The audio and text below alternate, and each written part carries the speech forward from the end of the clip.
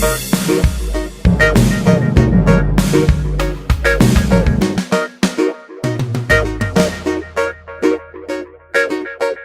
right, welcome to Wednesdays with Wyatt.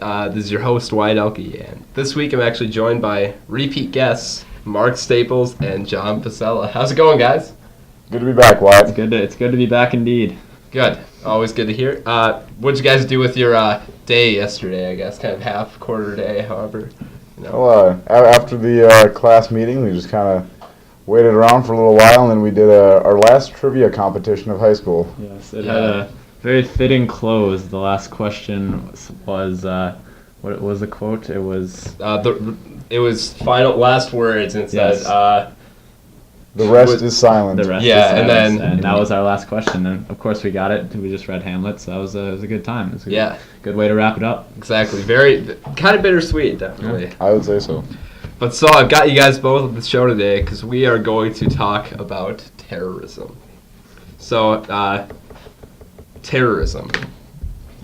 Yeah, well, it's for well over a decade. It's been a hot topic in American culture, and it's something that people often don't take for what it actually is. But terrorism is anything that is made to incite terror in the people of a society, and you can certainly say that it's done so in the past, and even now in the future, in the present. I would say, since obviously it's been quite a while since 9/11, it's been a decade, it's over a decade or now, we've been kind of lulled into this sense, I would say even maybe a false security, because this was obviously very unexpected, but at the same time, I think there were some groups and some people that kind of anticipated something like this transpiring again.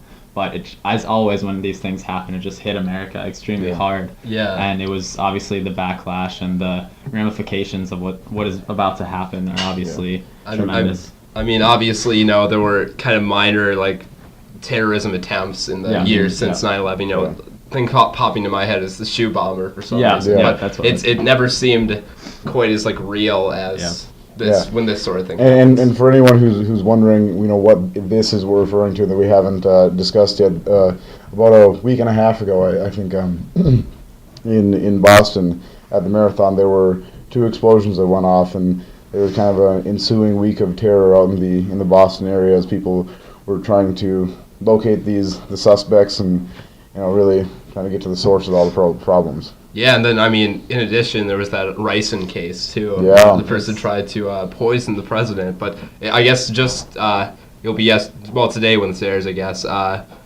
they determined that their suspect wasn't actually who did it. They actually let him go. I heard that during his interrogation, his response was, "What's that? I don't even eat rice." Oh, man. Well, that is, he's definitely. Response. I don't think he's the guy from that, or else he's very well planned. But they let him go, so he's probably not. Yeah.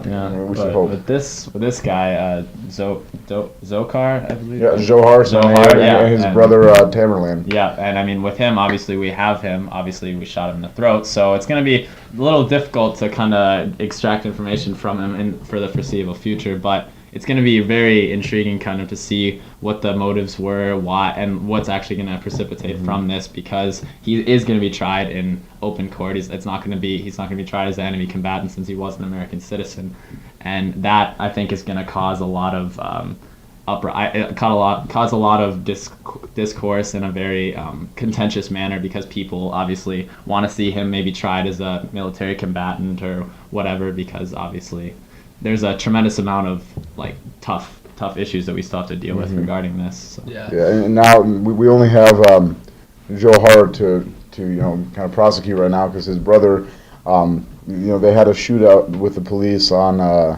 was it Thursday night, last Thursday? I believe so. And anyways, his brother Tamerlan, who was 26 years old, was wounded during the shootout and was actually ran over by his brother Zohar as he was trying to escape from police. So, they had an all-day manhunt for Zohar, and they eventually located him in a boat in someone's backyard where he had taken cover after sustaining wounds from the gunfight.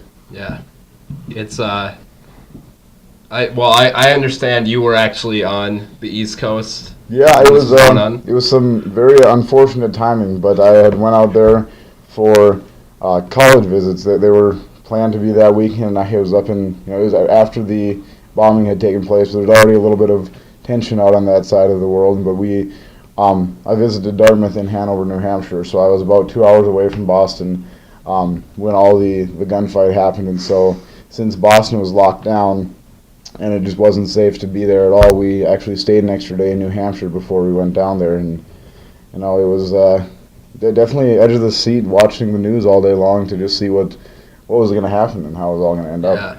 Yeah, I'm sure it was quite an experience to be over there.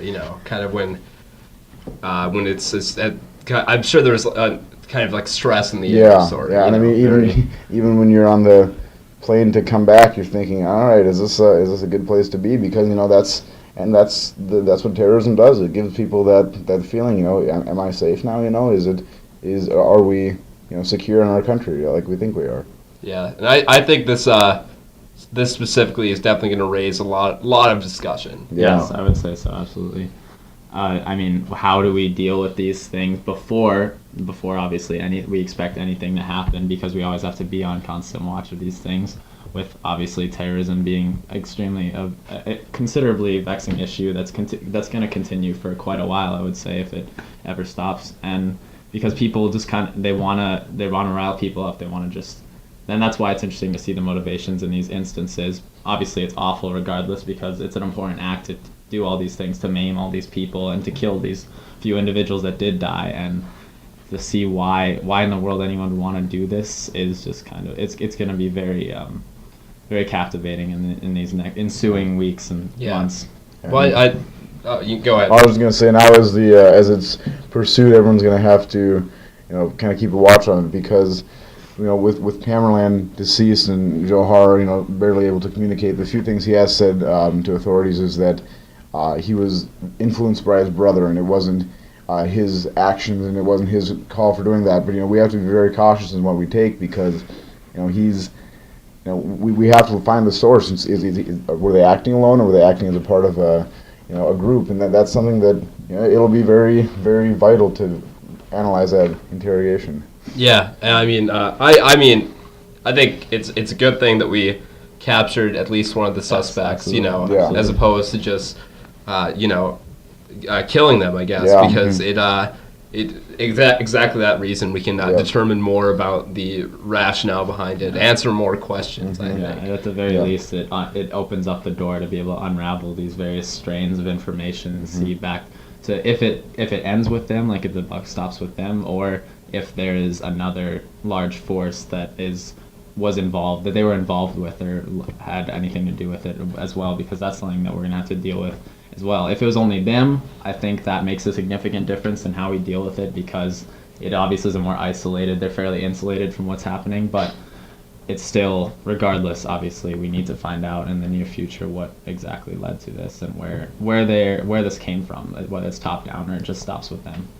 Yeah, so I think we'll be seeing, regardless of what we find out, like lots of talk, like in the legislature, about specific things, related to that.